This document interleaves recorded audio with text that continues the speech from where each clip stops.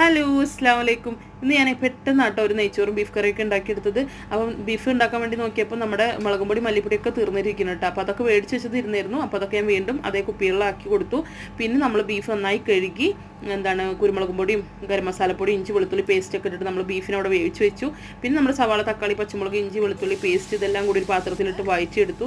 എന്നിട്ട് പൊടികളൊക്കെ അതിലിടുകയാണ് കേട്ടോ ചെയ്തത്. സാധാരണ ഞാൻ ബീഫ് ഉണ്ടാക്കാൻ വേണ്ടി വിചാരിച്ചതല്ല കേട്ടോ.